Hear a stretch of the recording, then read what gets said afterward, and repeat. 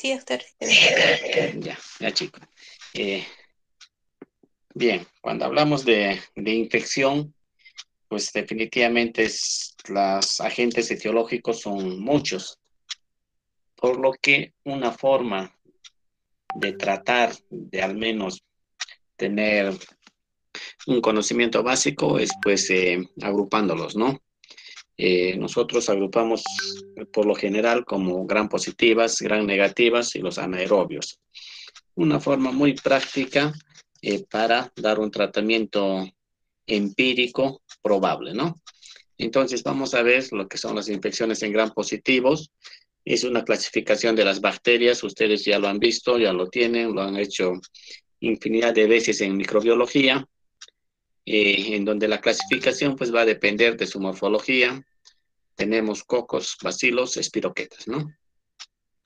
Eh, por su afinidad, que es una clasificación que nosotros generalmente usamos, como los gram positivos, gram negativos, aquellos que no reaccionan eh, a ninguno de esas extinciones, y el VAR, ¿no? Bacilo, ácido alcohol resistente, ¿no? Entonces, esto lo usamos muy frecuentemente. Cuando yo pregunté qué es el test de Graham, ¿se acuerdan? En parasitología, alguien me puso Graham positivo, Graham negativo, ¿no? Nada tiene que hacer ese tipo de test con la tinción, ¿ya? La tinción es muy diferente. Eh, ¿Qué más tenemos? Por su metabolismo, aerobias, anaerobias y facultativas, ¿no? Entonces, esa clasificación pues nos va a facilitar mucho porque comparten muchas características, sobre todo en su estructura, para que nosotros podamos dar sobre todo un tratamiento empírico, ¿no?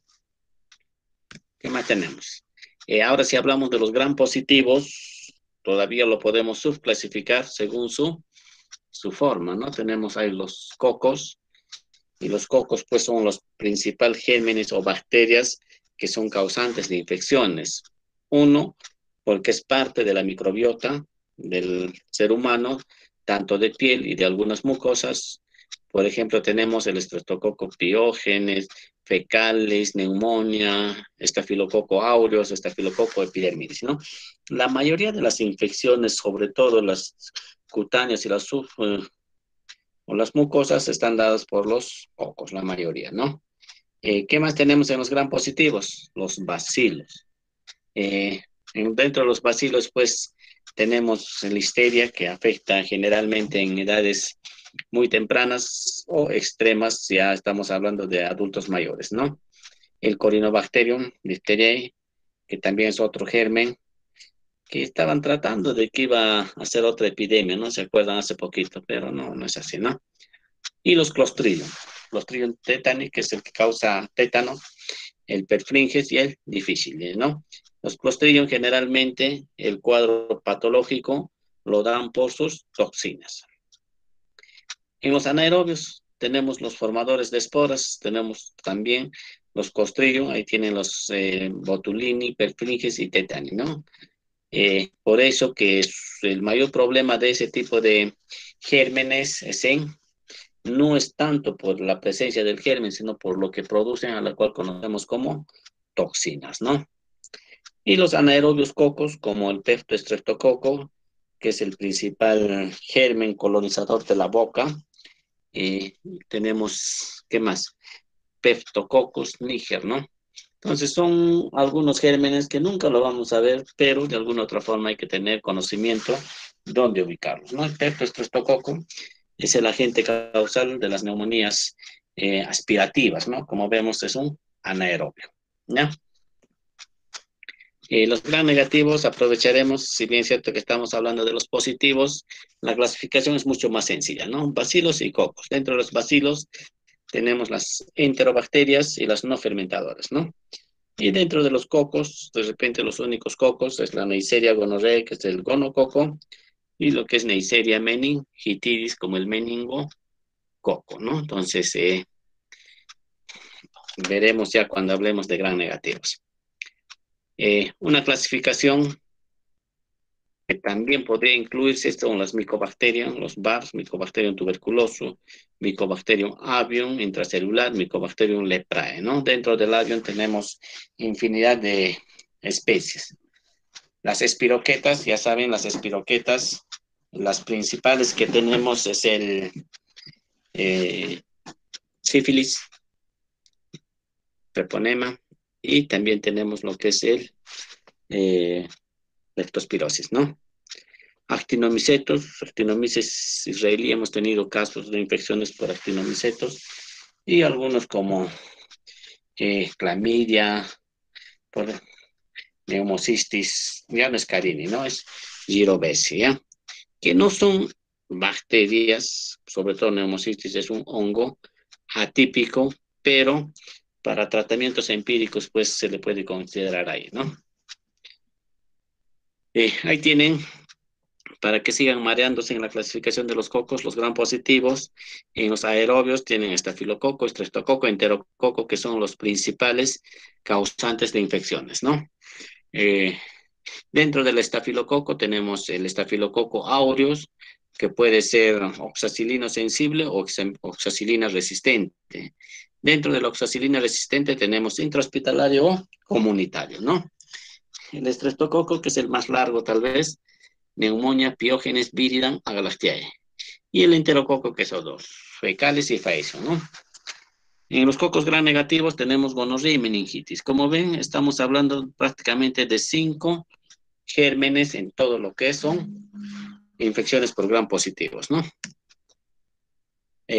Tiene mucha importancia el estafilococo aureus porque es uno de los gérmenes que mayor cuadro clínico trae a nuestro hospital, ¿no? Tenemos desde infecciones de partes blandas hasta un caso de endocarditis, o sepsis, o bacteremias, neumonías, infecciones de sitio operatorio, es decir, está muy involucrado el estafilococo y el principal, el aureus, ¿no? Si viene de la comunidad, es el meticilino sensible, pero como no tenemos meticilina, usamos su equivalente, que es la oxacilina, ¿no? Oxacilino sensible. O la meticilino resistente, que es el MARSA, que puede ser hospitalario o comunitario. El estafilococo coagulasa negativo, muchas veces lo consideramos como colonizante, ¿no? El epidermidis sobre todo, que es parte de la microbiota. Así que no hay mucha importancia en ese tipo de germen cuando lo aislamos, ¿no?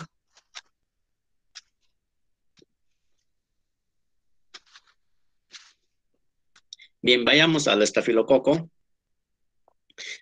Como ven, no vamos a hablar mucho de la parte taxonómica, pero hay 3 géneros, ¿no? Micrococcus, planococcus y estafilococcus. Nunca hemos estudiado ni el micrococcus ni el planococcus porque no hay infecciones en humanos por ese tipo de bacterias, pero sí del estafilococo, ¿no? Ahí tienen gram positivos, catalasa positivo, entre otras condiciones, ¿no? Hay más de 20 especies de estafilococo, pero como vemos ahí, el aureus, el epidermidis y el saprophyticus son los más que tienen importancia clínica. Los demás, no.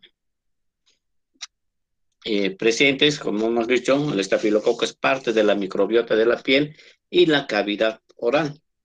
Por eso que cuando hay una infección viral, hace una inflamación a nivel de la orofaringe y fácilmente los gérmenes colonizantes como el estafilococo pueden ingresar al torrente sanguíneo, ocasionar una bacteremia y pues probablemente una neumonía, ¿no? ¿Qué más tenemos? Pared celular. Esta es la gran diferencia con lo que es bueno, la pared celular sí lo comparten todos, ¿no? El péptido glicano, que da la resistencia o la rigidez, los ácidos teitoicos, proteína A y todo lo demás, ¿no? La membrana celular, en los estafilococos o en los gram positivos, hay una membrana celular externa e interna, ¿no? Eh, pero no tiene muy bien desarrollados, sobre todo la externa, ¿no? Por eso que muchos de los antibióticos que usamos actúan a nivel de pared, como por ejemplo vancomicina, ¿no? Y no podemos usar en gran negativos, porque a diferencia de esto, el gran negativo tiene una membrana celular externa que impide el paso, en este caso de la banco, ¿no? Entonces, siempre conocer algunos datos importantes de su morfología para entender por qué no se puede dar ciertos antibióticos en un determinado germen. Las toxinas, les decía que muchos de los gram positivos, el cuadro patológico pues es debido a las toxinas. Y tenemos, por ejemplo, las hemolicinas, que son citolíticas en membrana celular y ocasionan pues una gran destrucción del tejido, ¿no? Eh, ¿Qué más tenemos? Leucocidina de Pantón Valentine, eso tiene mucha importancia porque el PBL, como lo conocemos, es producida por el estafilococo aureus meticilino resistente de la comunidad. Entonces, los pacientes, como que su cuadro clínico no es, pues, podemos decir así, tan coherente con la gente, ¿no? Viene por un cuadro de neumonía lobar, pero el paciente está séptico. O viene por una infección de partes blandas muy pequeñas, pero el paciente está séptico, ¿no? Entonces, la sepsis no está siendo necesariamente por la presión del germen, sino por su toxina, en este caso el PBL, ¿no? Leucocidina de Pantón Valentine. Entonces, ¿qué pasa? Viene un paciente, le salen estafilococo y nos asustamos, ¿no? Le dan vancomicina para asegurarse, lisan estos estafilococos y aumentan la toxina y el paciente se muere, ¿no? Entonces siempre hay que tener en cuenta de ese tipo de gérmenes que producen toxinas. ¿Qué más tenemos? Enterotoxinas, ¿no? Las enterotoxinas, como su nombre dice, entero, que son toxinas que actúan a nivel de tracto gastrointestinal, ¿no? Y ahí tenemos pues el típico síndrome de intoxicación alimentaria estafilocócica. En la mañana compartieron una torta por cumpleaños, pero como era pasada, estaba con estafilococo y después empiezan los vómitos, las diarreas rápido, ¿no? Entonces ese es el punto de las enterotoxinas que pueden ser de infección por estafilococo aureus, ¿no? ¿Qué más tenemos? Exfoliatinas, que son exfoliatina A y B, como su nombre dice, pues ocasiona un cuadro a nivel cutáneo, ¿no? La piel escaldada del lactante, así conocemos, ¿no? Y la toxina del shock tóxico, ¿no? Actúa como un super antígeno capaz de producir un shock sin bacteremia. Eso es lo que les decía de antes, ¿no? Entonces, en el estafilococo hay que tener mucho cuidado de sus toxinas. Y el cuadro clínico, por ejemplo, la neumonía necrotizante es por toxinas, no es tanto por el germen, ¿no? Entonces hay que tener en cuenta eso, chicos, ¿no?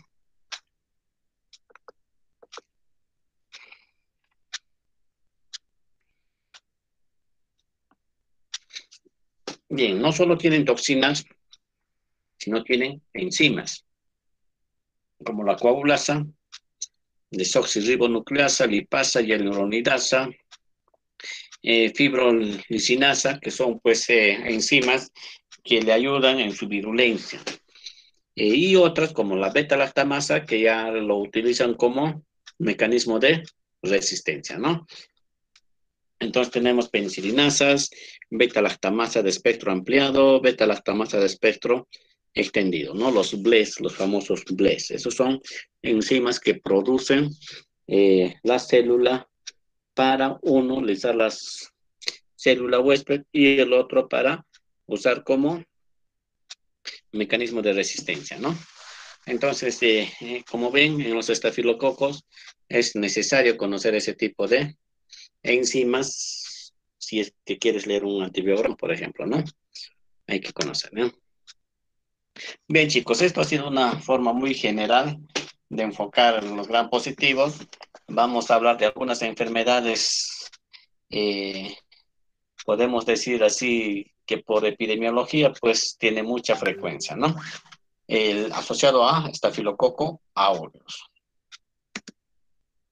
¿Qué cosas puede producir estafilococo aureus? Tenemos una bacteremia primaria, el paciente entra en un cuadro séptico, fiebre, leucocitosis y con todo lo que pueda tener una invasión del torrente sanguíneo por agente extraño, en este caso, bacterias, ¿no? ¿Qué más puede producir? Ustedes han estudiado endocarditis, ahí tienen endocarditis infecciosa, osteomielitis, artritis, también tenemos neumonía asociados a ventilador, infección de sitio quirúrgico, miositis tropical, es decir, son enfermedades que se puede o que se tienen como agente causal común el estafilococo aureus. ¿Y cuáles son las infecciones superficiales? Sobre todo se ve bastante en niños de 9, 10, 11 años que son los que juegan con tierra, ¿no? Tenemos supuraciones, necrosis y abscesos, pero hay que clasificarlo. En las cutáneas tenemos el forúnculo, muchos de ustedes lo han tenido, algunos lo siguen teniendo, que es la infección del folículo piloso o las glándulas sebáceas. Impétigo, pues al menos se ve con mucha frecuencia en el campo, ¿no? Los niñitos tienen unas heridas amarillentas, mielicéricas, y eso es el impétigo, ¿no? Que está causado por el estafilococo o estreptococo. También hay que tener en cuenta eso, ¿no? El panadizo, que está al lado lateral subungual, ¿no? Estos son lo que son las infecciones subcutáneas ocasionadas por los gram positivos. En las mucosas, ¿qué puede haber? Conjuntivitis. Recuerden, una faringitis puede llegar a otitis o sinusitis, ¿no? Entonces eso también hay que valorar en caso de que yo tratara un cuadro de otitis, pero bien complicado que tenga un cultivo, tengo que sospechar del estafilococo aureus. Y en las mucosas tenemos la conjuntivitis, la otitis y la sinusitis, ¿no? ¿Qué más tenemos? La subcutánea, hidrosadenitis, que es la infección de la glándula sudorípara, y pues es muy doloroso cuando se obstruye esas glándulas, ¿no? Entonces hay que conocer y a diferencia de otros profesionales, sobre todo de farmacia, nosotros tenemos que distinguir cuál es el probable agente infeccioso. Ahí tienen las imágenes de foliculitis. Como les decía, muchos lo han tenido y sobre todo ahí en la barba, pareciera que fuera mal rasurado, no es que esté mal rasurado, sino se infectó, ¿no? El forúnculo, muchos en quechua lo conocen como el chupo, saben hablar quechua, ¿no? O dicen chupo, yo chupo, no es chupo, es chupo, ¿ya? Ya hemos escuchado decir eso, ¿no? Ahora que entro al castillo, todos hablan quechua, si no, ya saben, ¿no? Con su, ¿cómo se llama ese San Martín que tiene? Con eso. Bueno, chicos, ustedes votaron, yo no. Nuestro presidente, todos a usar sombrero. ¿Segura, seguirá usando sombrero? Digo, después de eso, no creo, ¿no? Todo es campaña nomás. Ya, entonces, el forúnculo, foliculitis, es ocasionado por el estafilococo, ¿no? Y tenemos el impétigo, sobre todo esa carita, muchos lo han visto en niños del campo, no es herpes, sino es una infección bacteriana, ¿no? Entonces, eso hay que ver siempre, ¿eh? ¿Qué más tenemos? El panadizo unguial, también se ve, sobre todo pues cuando en niños se ve, ¿no? Y los que juegan con tierra se lesiona y entra por ahí el germen, ¿no? La hidrosadenitis en glándulas eh, sudoríparas, ¿no? Y ya saben por dónde tenemos más glándulas sudoríparas, ¿no? A nivel axilar y otras áreas. Eh, Ahora también puede ocasionar infecciones profundas. Estafilococo pues puede llegar a esas áreas mediante sangre. Se hace una bacteremia y por ahí se disemina y llega a algunos tejidos, ¿no? Tenosinovitis, infección de los tendones, fascitis, que es lo que comúnmente tenemos en nuestro medio, sobre todo en pacientes diabéticos, infección de las fascias, muy dolorosa y muy peligrosa porque al comprimir los vasos puede ocasionar necrosis distal, ¿no? Flemones, infección de decolamiento del espacio del tejido celular, y la celulitis, que ya son más que, no son profundas, son superficiales, ¿no? Entonces, ¿cuál tiene importancia? El fascitis, ¿no? Una fascitis para nosotros es una urgencia infectológica, es decir, se tiene que tratar, pero muy agresivamente con los antibióticos, ¿no? Y otro cuadro es la osteomielitis. La osteomielitis, pues, es muy frecuente ver en nuestro medio, ya que muchas de las fracturas son dados de altas, pues, y el paciente en lugar del reposo que se le indica, ¿no?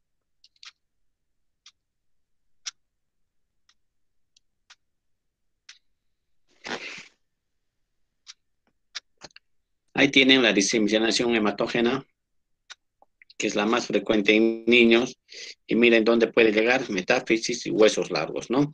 Y en adultos muchas veces ocasiona destrucción de vértebras, pero no solo llega por torrente sanguíneo, sino puede llegar por una infección de partes blandas maltratada y se profundiza el germen y ocasiona osteomielitis, ¿no? O traumática, una fractura expuesta, pues expone al paciente a una osteomielitis. El hueso es muy resistente a la infección, pero cuando se infecta, el problema también, el tratamiento antibiótico es bien complicado, ya que el hueso no es una parte del organismo que esté bien vascularizado, ¿no? Por eso que un tratamiento en osteomielitis, pues tiene o dura bastante tiempo. ¿Qué más puede ocasionar el estafilococo en osteomielitis? Sobre todo en pacientes que tienen prótesis. La producción de biofil. ¿Qué es el biofil? Es una especie de nube que tiene o producen los gérmenes como una especie de espuma que se rodean y ese biofil pues no pueden atravesar el antibiótico. Entonces, como un mecanismo de resistencia y de sobrevivencia que tienen los gérmenes, ¿no? ¿Qué debemos hacer con las osteomielitis? Y este es un problema que siempre tenemos con traumatología. Traumatología viene y dice, osteomielitis, se solicita tratamiento. No, deberíamos tener por lo menos un hemocultivo, sospechando de que el germen ha llegado por torrente sanguíneo, o lo ideal pues es un cultivo de biopsia de hueso, ¿no? Para saber qué germen estamos tratando. Porque osteomielitis puede dar también los gran negativos, ¿ya? BCG, PCR, que es lo que nosotros valoramos en una osteomielitis, ¿no? ¿Qué más tenemos? Los rayos X y la tomografía hoy por hoy pues son el gold estándar para diagnosticar esos casos, ¿no? Ahí se ve la infección, la inflamación o la destrucción de estos eh, tejidos. Entonces hay que tener en cuenta esto, ¿no? Ahí tienen, por ejemplo, una osteomielitis, pues es fácil diagnosticar, ¿no? Miren, esa cantidad de hueso que ha sido consumido, ¿no? Osteomielitis igualito, ¿no? Igualito se ve cómo se ha prácticamente carcomido el hueso, ¿no? Igual en vértebras, acá tenemos, miren, un aplastamiento porque ha habido una infección. Entonces, las infecciones se tienen que tratar adecuadamente y en el tiempo propicio, ¿no? Bueno, ¿cuáles son los huesos que están más propensos?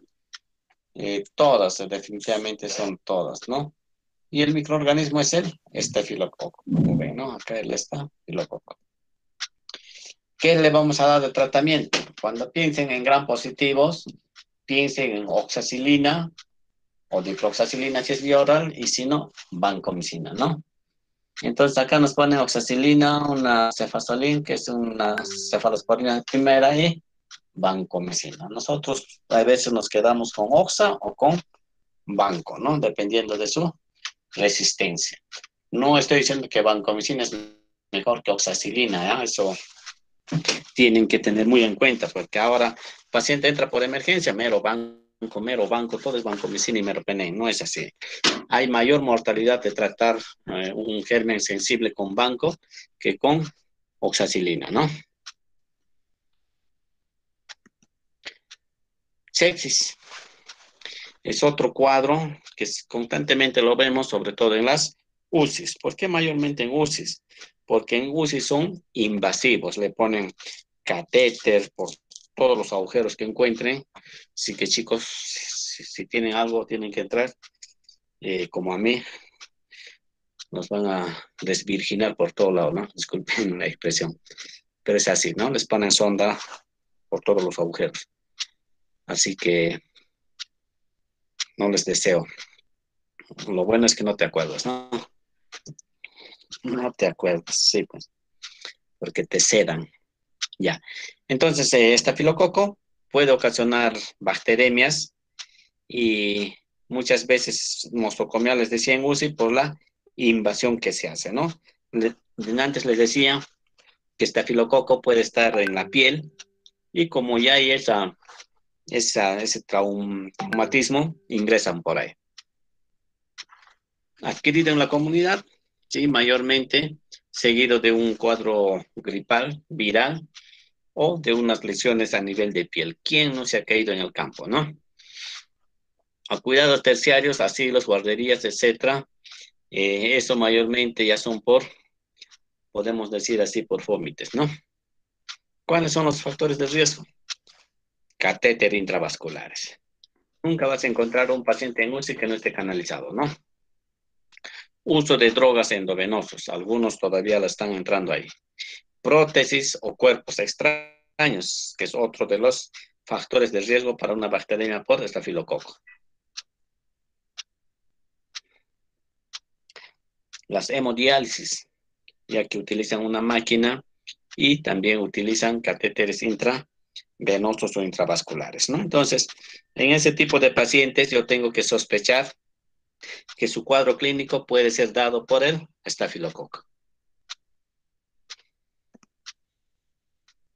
Ahí tienen el nosocomial, principales causas de infecciones del torrente sanguíneo nosocomial, y muchas veces solo damos tratamiento empírico, es decir, porque sospechamos de eso, ¿no?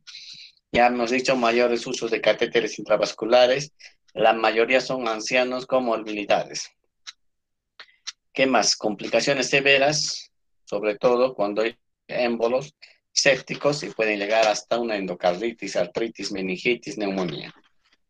Dependiendo del fenotipo del germen, puede ser un MARSA o puede ser un sensible y a eso se asocia la, la mortalidad, ¿no? Ahora, el adquirido de la comunidad, los que usan drogas endovenosas, no hay muchos, pero sí tenemos estos casos de pacientes, ¿no? ¿Qué más tenemos? El MARSA comunitario es un problema que tenemos, ya que su tratamiento es muy complicado y el pronóstico también es malo, ¿no? Y como ven, la tasa de mortalidad es alta para ser de la comunidad. Es como si estaría hospitalizado, ¿no? Pero, ¿cuál es el principal germen? El estafilococo aureus siempre va a estar presente, aunque el principal germen es la coagulasa negativa, ya que vive a nivel de piel y al momento de poner el catéter se puede infectar. Por eso que ya no se considera como algo relevante el cultivo de punta de catéter, porque al extraer la punta del catéter en este caso, se contamina con la piel y pues crece el estafilococo epidermidis, que es muy frecuente encontrar. El paciente no tiene ni fiebre, nada, pero le sale un estafilococo, ¿no?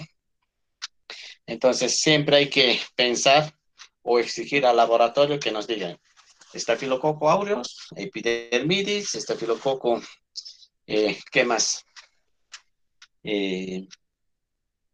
La coagulasa negativa, hemos dicho, ¿no? Entonces eso nos va a ayudar si es infectante o es colonizante.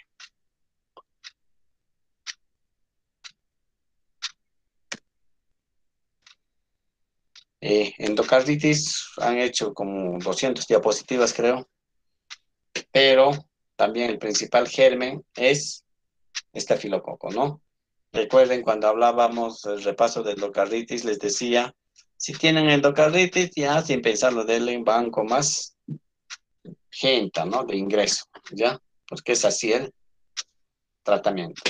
Porque hasta esperar los cultivos tu paciente se va a morir. Ahora, que es muy diferente a que yo le tome la muestra y le inicie el tratamiento, que es lo ideal. Pero otros inician el tratamiento y nunca le han tomado cultivos, ¿no? No, primero se toman los cultivos y recién se empiezan los antibióticos, ¿ya?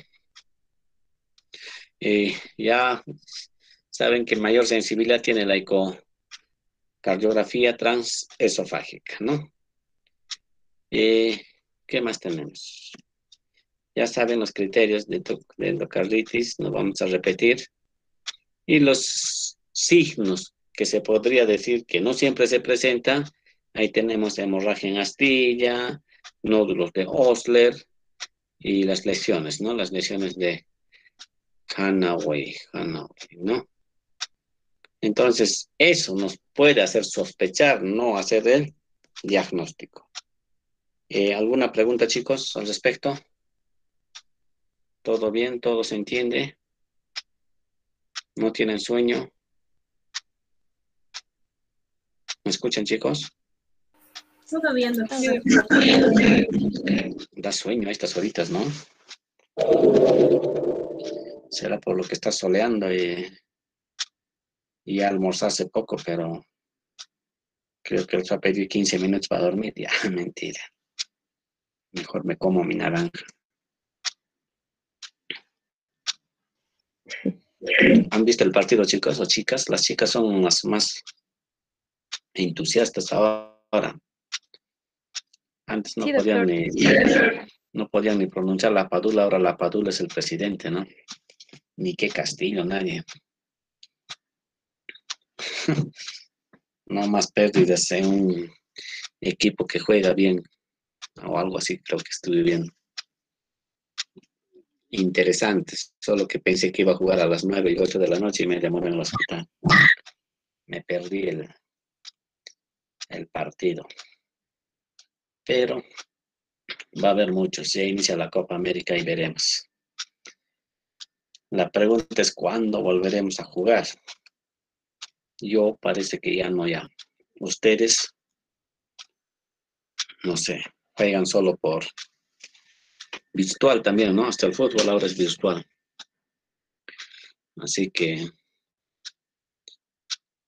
espero que se acabe para empezar a jugar y por lo menos así bajar de peso, pues, ¿no? Porque cada vez se ve más gorditos, muchos gorditos. Ya, chicos, a ver, seguiremos y terminaremos antes más bien. Ya, las enfermedades producidas por toxinas, de antes hablábamos, la importancia que tienen las toxinas.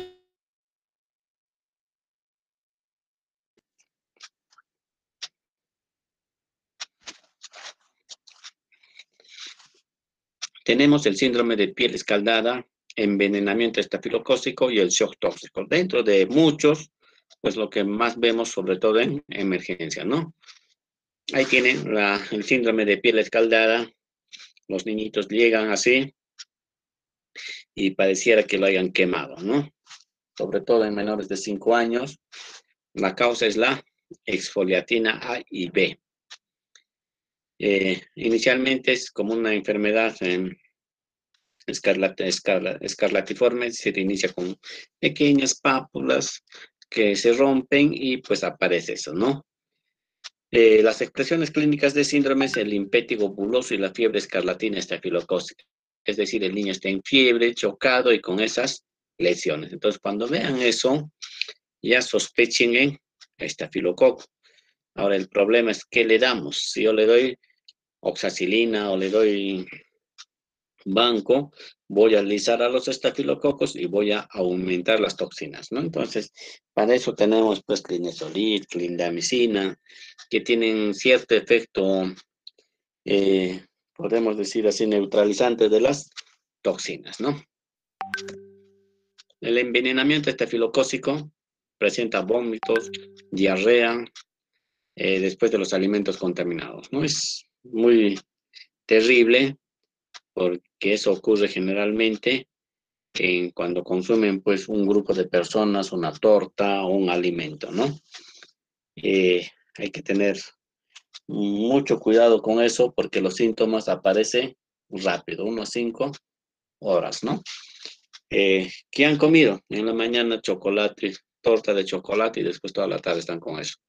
Entonces hay que ver que el probable cuadro puede ser por una intoxicación alimentaria por toxinas de estafilococo, ¿no? Como ven, no se requiere necesariamente el germen, no las toxinas, ¿no?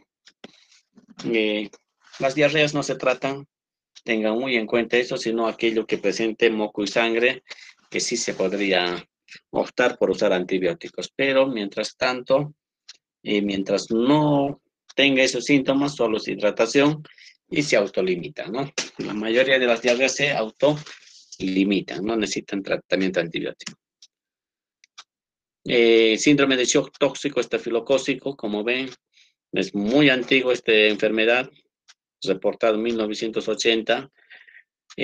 Ahora, la mitad de los casos reportados no son relacionados a la menstruación, infección, heridas postparto, mastitis, sinusitis, osteomielitis.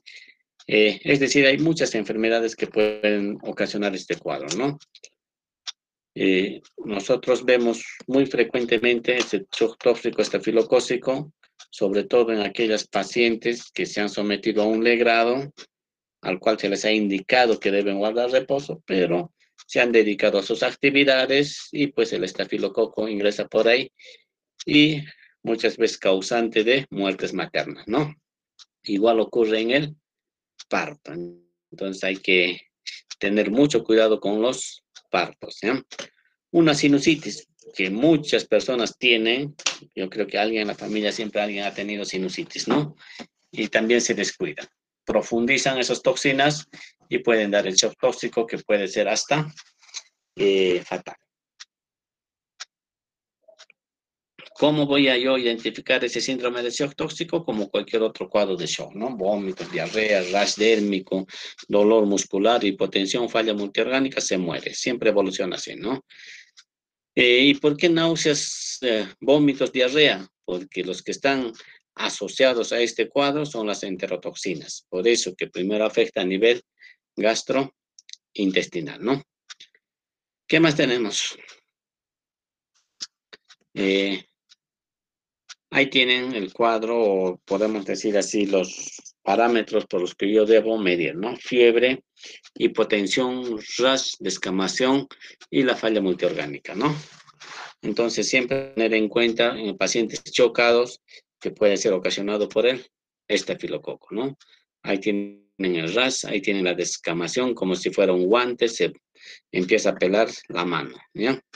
Y la conjuntivitis que también podría involucrar lo que son los ojos, ¿no? El tratamiento, los cocos pues son muy sensibles a los medicamentos, ya no es como los gram negativos, sobre todo los no fermentadores, que prácticamente son resistentes a muchos, ¿no? Entonces se puede usar desde una simple penicilina, ahora si es resistente a penicilina usamos oxacilina, y si es resistente a oxacilina o meticilina como se conoce, usamos cefalosporinas, y si no usamos vancomicina, ¿no? Entonces tenemos muchas opciones antibióticas para estafilococo. Para el estafilococo meticilino sensible, oxacilina, para el meticilino resistente, tenemos lo que es vancomicina, ¿no? Siempre hay que tener en cuenta eso. Aparte de eso, hay otros medicamentos, por ejemplo, clindamicina cubre muy bien el estafilococo y lo podemos usar.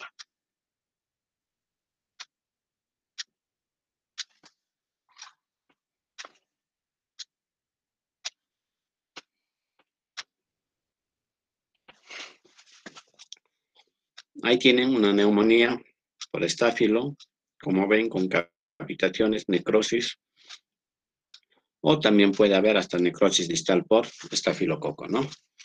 Esto, por ejemplo, está dado por las toxinas, no tanto por el germen. Hablamos del Pantón Valentine denantes del PBL, una toxina asociada a furunculosis o a un cuadro séptico, ¿no? Entonces, en este caso hay que usar clindamicina.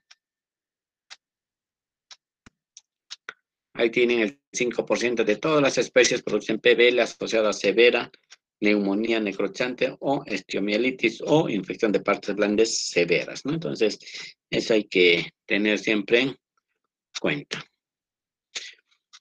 Otros estafilococos, ahí tienen las coagulosas negativas, lo que dijimos, aquellos que son colonizantes de la piel, pero pueden profundizar y ocasionar bacteremias, pueden ocasionar endocarditis, ¿no? Sobre todo en pacientes inmunocomprometidos. El estafilococo saprofíticos, una infección de tracto urinario. Bueno, no hemos hecho ITU, pero cuando yo tengo leucocitosis más de 100 por campo, nitritos negativo, eso sigue siendo ITU, pero ya no por enterobacterias, ¿no? Es decir, ya no es un Proteus, Klebsiella o E. coli. Puede ser un estafilococo o puede ser lo contrario, puede ser una pseudomonas, ¿no? Bueno, ese es ITU, ese es otro tema. ¿Alguna pregunta de estafilococo, chicos? Nada. Ya, chicos, les dejo 5 minutos o 10, ¿ya? Me dan un tiempito. Ya, pero no se duerman. No está bien, doctor. Se duerman. Sí, sí. Ya, chicos. Streptococcus es otra bacteria gram positiva.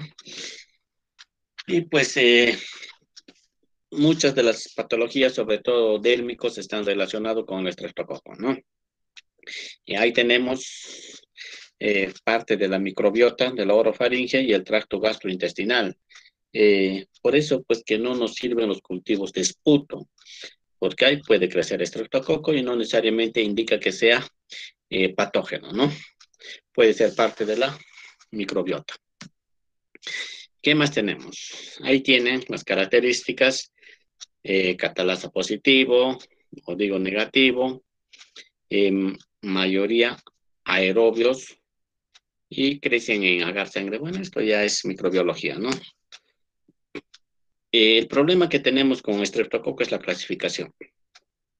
Hay muchos estreptococos, nos han complicado la vida porque toman muchos aspectos para su clasificación, ¿no? Ahí, por ejemplo, tenemos, según las propiedades serológicas, los grupos de Landsberg, que lo clasifica con todo el abecedario, ¿no? Estreptococo del grupo A, que es el Piógenes, del grupo B, Agalactiae, el grupo C, que no es tan patogénico en humanos, igual que el D, que es el enterococo, el E, Streptococcus milleri, mutans, que muy rara vez vemos, pero sí se puede ver, ¿no? Y lo demás, pues es más que todo en veterinaria. Pero como ven, la clasificación es bien complicada, al menos aprenderse, ¿no? Tienen que saber sobre todo el Piógenes, Agalactiae, el Anginosus y el Streptococcus, ¿no? El resto, como que no es tan importante, ¿no? O la clasificación según patrones hemolíticos, ¿no? Ahí tenemos hemólisis alfa, lo clasificamos como estreptococo alfa, el estreptococo neumonía y vírida, ¿no? Beta, tenemos al Piógenes, a la Galactiae y a los otros exoepidérmicos. Y el D, que es el enterococo, ¿no? Ausencia de hemólisis rara vez causa enfermedad, por eso que no tenemos ningún germen, ¿no? Ya sabemos que el estreptococo neumonía, como dice su nombre, causa neumonitis, otitis, meningitis. El viridans es un grupo, ¿ya? Como el estreptococo mutans, que es caries dental. El viridans, si hablamos de estreptococo asociado a endocarditis, probablemente sea viridans, ¿no? ¿Qué más tenemos? El Piógenes, estreptococo beta o Piógenes, faringitis estreptocócica, ¿no? La amigdalitis, que se puede complicar con fiebre reumática, fiebre escarlata, glomerulonefritis aguda y fascitis necrotizante, ¿no? Los principales que tenemos es la fiebre reumática y la glomerulonefritis. Cuando no tratamos adecuadamente un una faringitis estreptocócica, ¿no? Que es piógenes, ya no es neumonía, eso hay que tener en cuenta. El Agalactiae, decíamos, es frecuente en niños, sobre todo lo adquieren pues en el momento del parto, ¿no? ¿Qué más tenemos? Los enterococos es un bacterias, como su nombre dice, entero, que encuentra el tracto gastrointestinal, y conocemos, o de importancia, dos, ¿no? El fecalis y el faecium. Los demás, pues, no son muy virulentos, ¿no? Y los no enterococos, como el Streptococcus bovis equinus. Y débilmente hemolíticos, listeria. Listeria también tiene mucha importancia en pacientes inmunocomprometidos, ¿no? Entonces, como ven, no hay que hacerse mucho problema en la clasificación. Ahora estos ya lo juntamos, ¿no? Estreptococo beta del grupo A, ya saben que nos estamos refiriendo a piógenes, ¿no? Estreptococo beta del grupo B a Galactiae y así, ¿no? Estreptococo alfa, ya sabemos que son estreptococo neumonía, ¿no? Entonces, bueno, es como una tabla de multiplicar, pero bien complicado, ¿no? Así que mejor memoricen. Ya. Ahí tienen, ¿no? Piógenes es del grupo A, beta hemolítico. Agalactiae es del grupo B, beta y gamma hemolítico. Y el estreptococo neumonía no está dentro de la clasificación de Lansfield, pero sí reacción hemolítica que es beta, ¿no? Entonces, muchas de las bibliografías no nos dice si es neumonía, piógenes, simplemente nos pone estreptococo beta del grupo A. Y con eso se están refiriendo a piógenes. O estreptococo beta del grupo B. Y ese es Agalactiae, ¿no? Los chicos, al menos los principales hay que conocerlos, ¿eh?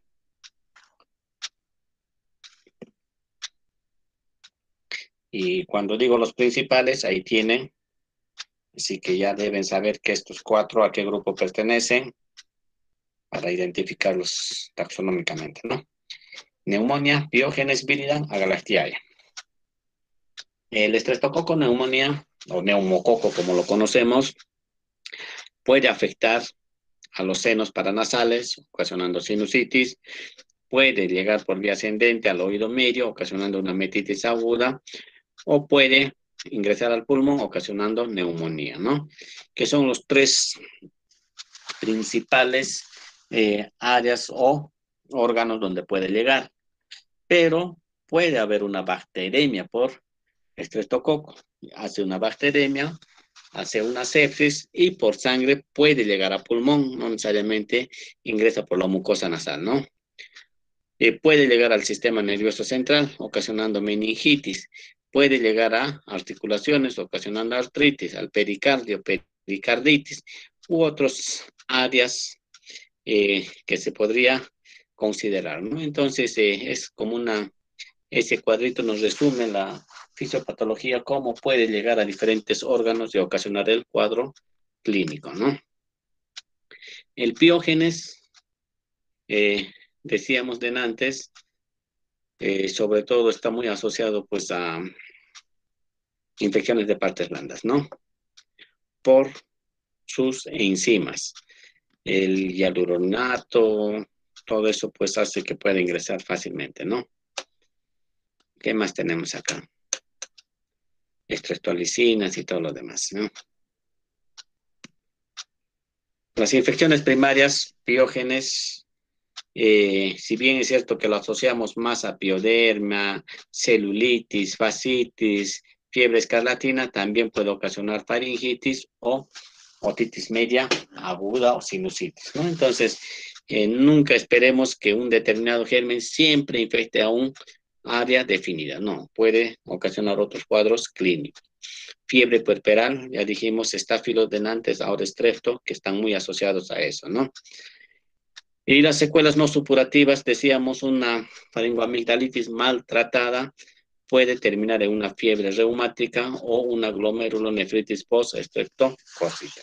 Si vamos a usar antibióticos, hay que usarlo bien. Si no, condenamos al paciente para que pueda tener todas estas secuelas, ¿no? ¿Qué más tenemos?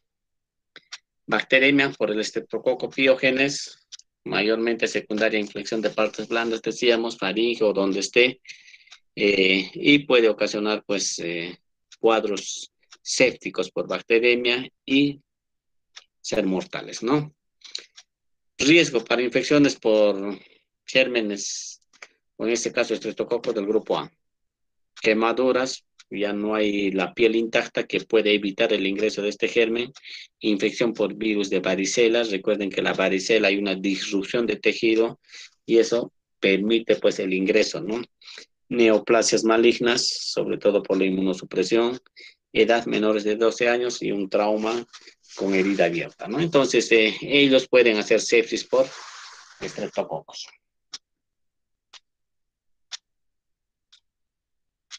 Ahí tienen la diferencia de lo que puede hacer el piógenes en adultos y en niños.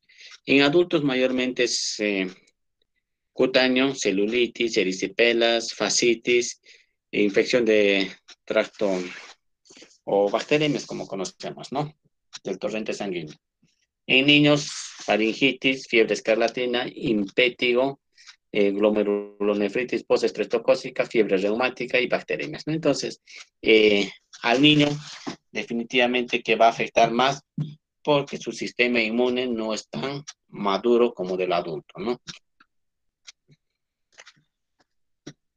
El otro tipo de estreptococo, de antes ya hablábamos del estreptococo neumonía, el neumococo, y podemos ver ahí pues más frecuente que ocasiones una neumonía, y por ende puede llegar a una bacteremia, ¿no? Sinusitis, otitis, MEG, meningoencefalitis aguda y bacteremia primaria. Entonces, siempre tiene que estar como diagnóstico diferencial estreptococo en todos estos cuadros que nosotros estamos viendo. ¿Y con qué finalidad? Para dar un tratamiento empírico. Si no conocen o no sospechan del germen, pues no hay forma de darle un antibiótico, ¿no? Y a eso hemos llegado. No tienen ni noción qué germen puede estar ocasionando el cuadro, pero ya está con un mero banco, ¿no? Entonces, chicos, para no caer en eso, por lo menos sospechen de un probable agente infeccioso y den tratamiento coherente con eso, ¿ya? Puede producir fenómenos como un empiema, artritis séptica, infecciones a nivel de dientes o peritonitis. Peritonitis es a nivel gastrointestinal, endocarditis, pericarditis, celulitis, es decir, el germen donde llegue puede ocasionar cuadro clínico. Este dato es muy importante. Colonizador habitual de nasofaringe. Miren, el 30% de los adultos tiene el estreptococo neumonía como parte de su microbiota y los niños pueden llegar a un 60%, ¿no? ¿Y en qué se traduce eso? En las faringoamigdalitis bacterianas. Los niños tienen más faringoamigdalitis bacteriana que el adulto. El adulto generalmente solo es viral, ¿no? Pero el niño puede empezar con viral y terminar en bacteriano. Ahora, la transmisión es por gotitas, eso ya sabemos. Los brotes en adultos se relacionan con mítines de Pedro Castillo y Keiko Fujimori, aunque no había gente, creo. Y es ahí donde hay la transmisión, ¿no?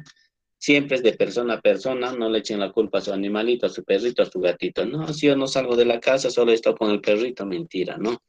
Se salí por la ventana, pero se salió, ¿no? Eso hay que ver, no, mentira, chicos. Sí puede haber.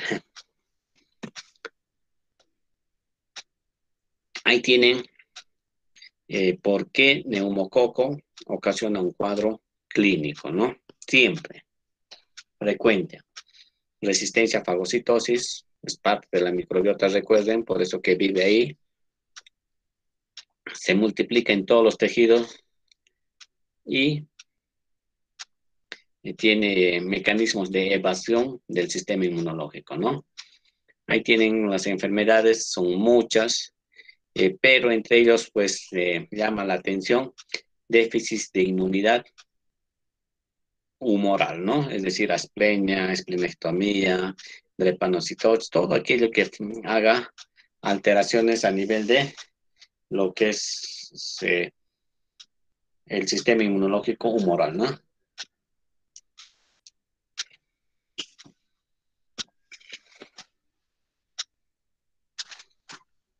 Cuadros principales, si entra por la mucosa nasal, ahí tienen otitis media, sinusitis, bronquitis, neumonía.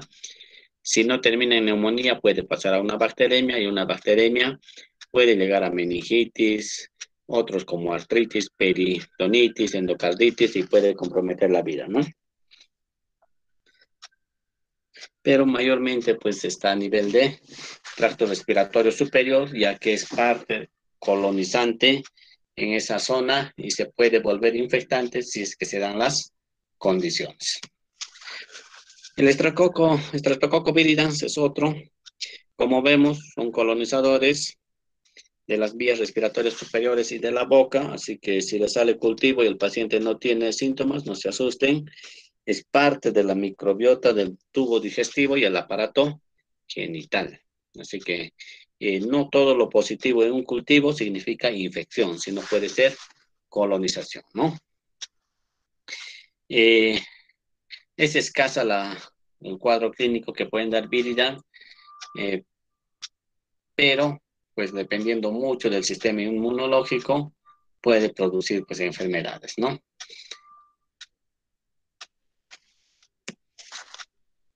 El grupo Mitins es un grupo de estreptococo que se le asocia como sanguis, mitis, oralis. Justamente se le asocia porque individualmente, pues en estadísticas, no son las principales causantes de cuadro clínico, ¿no? Puede ocasionar desde una endocarditis subaguda, sobre todo en válvula protésica. Primera causa de enfermedad infecciosa de los casos de manipulación dentaria. Por eso que nuestros hermanos, amigos, compañeros odontólogos dan pues amoxicilina, ¿no? Y amoxi cubre muy bien a los estreptococos como profilaxis, aunque yo preferiría darle clindamicina, ¿no? Neumonías, sí, pues está asociado, pero no como el estreptococo neumonía.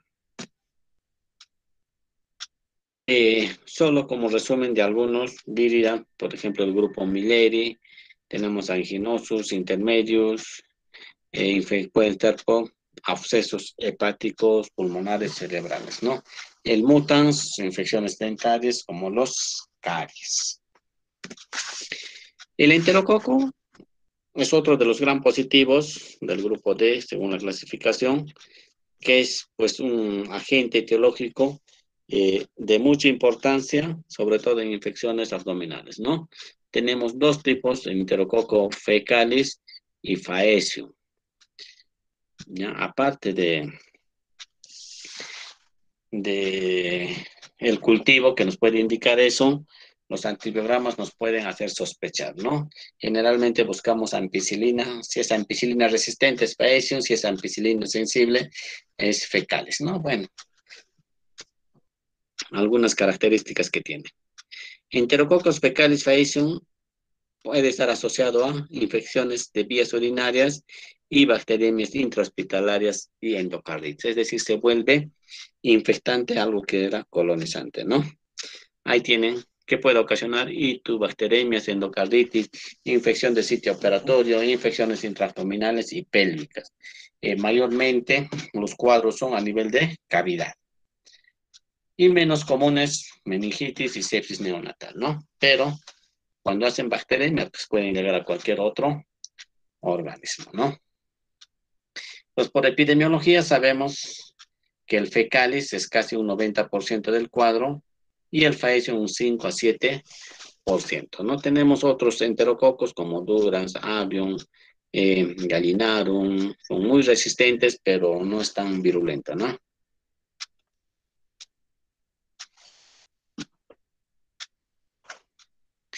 ¿Dónde coloniza? Faringe, región perineal. Por eso que enterococo está muy asociado a infecciones de tracto urinario, porque está en la región perineal y una mala higiene va a exponer a ictus, ¿no? ¿Qué más? En ambientes hospitalarios la transmisión es generalmente por mano de los de la gente, ¿no? No necesariamente del médico. Y la contaminación con heces, ¿no? Que es el principal. Eh, entonces siempre hay que tener en cuenta que son parte de la microbiota como comensales, pero puede tornarse patógenos dependiendo de las condiciones, ¿no? ¿En quiénes se vuelve patógenos general mayormente? Edad avanzada, enfermedad de base grave, que puede ser VIH, cáncer o cualquier otra enfermedad, alteraciones de barreras mucosas o cutáneas, las mucosas sobre todo después de una cirugía, ¿no? Y la alteración de la flora por tratamiento antibiótico. A todos les dan ceftriaxona, como ceftriaxona no cubre enterococo pues ahora está, no tiene con quién competir y prolifera y causa infección. Ese es el problema de usar antibióticos indiscriminadamente, ¿no? ¿Qué ocasiona enterococo? Infecciones extrahospitalarias e intrahospitalarias. Ya hemos dicho, bacterias, endocarditis, infecciones sobre todo de cavidad abdominal y pélvica, intraabdominal, infección de sitio operatorio, sepsis, meningitis, ¿no? Entonces, urinario, abdominal, catéter intrahospitalario, ¿ya? Como ven, de antes les decía la importancia de la ampicilina para identificar si es faecium o fecalis, ¿no? Resistencia a beta-lactámicos. Entonces, el fecalis sigue siendo sensible a ampicilina y el faecium es resistente a ampicilina, ¿no? En forma intrínseca, es decir, ni siquiera es adquirida. Por ahí quedamos vancomicina. Entonces, cuando yo les hacía repaso de endocarditis, les decía que el tratamiento es vancomicina. ¿Por qué? Pensando también en enterococo faecium, ¿no?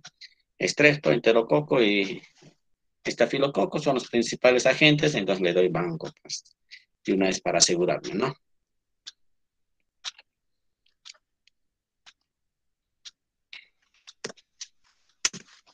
¿Alguna pregunta, chicos?